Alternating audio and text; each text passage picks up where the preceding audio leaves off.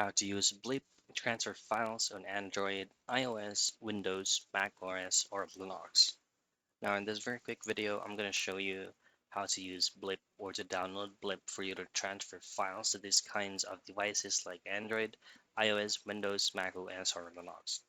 So to start off, first is open up your preferred web browser and then head straight into blip.com's official website. Now once you're here, you can head straight to go into the download field. So as you can see, there are appropriate links that you can download depending on where you will use Blip from. So say for example, you're going to be transferring files from Windows into Android. So you're going to have to download Windows from the main source, and then on the receiving end is going to be Android 9 Pie or newer, which is going to be the other end's mobile device. Same goes with Mac or Linux or for iPhone and iPad.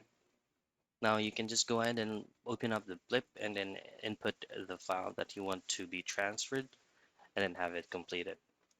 And that is how you use Blip, transfer files on Android, iOS, Windows, Mac OS, or Linux.